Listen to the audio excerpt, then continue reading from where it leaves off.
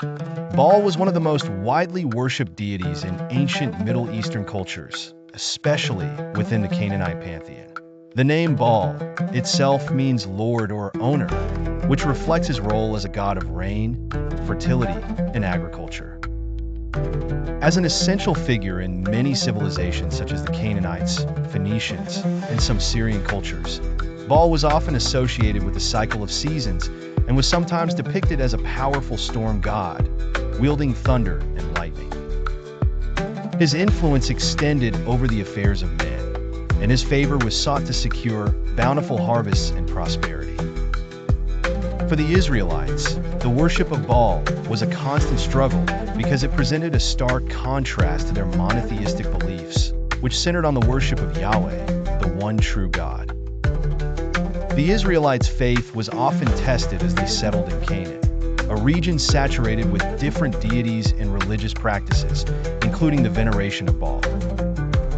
The attraction to Baal worship among the Israelites was multifaceted. It was deeply entrenched in the local culture.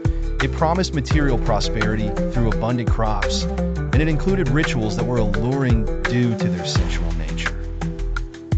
Despite the Israelites' early covenants firmly established by leaders like Moses and reaffirmed at moments of collective repentance or renewal, their proximity to Canaanite communities inevitably led to cultural and religious integrations.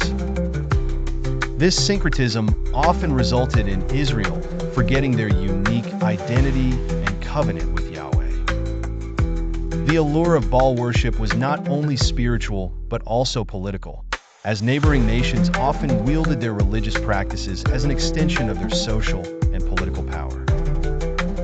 Throughout their history, the Israelites experienced periods of religious laxity where they would fall into idolatry, and Baal became a central figure in these moments of transgression.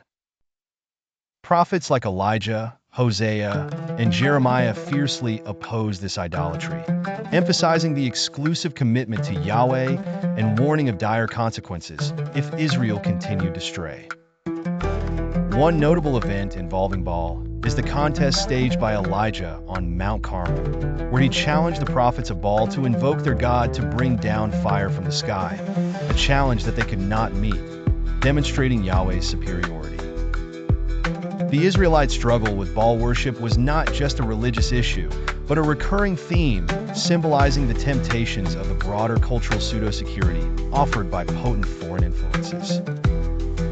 The cycle of repentance and relapse that defined Israel's history served to underline a broader narrative of the quest for identity and faithfulness amidst constant external pressures. The biblical narrative sees the prophet's vehement opposition to Baal as a pivotal battle between faithfulness to the covenant and the seductive pull of socio-cultural integration with surrounding nations.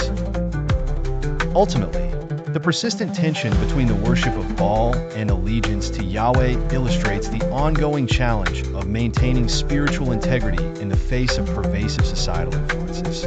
Please like and subscribe to the channel for more spiritual improvement. God bless you all.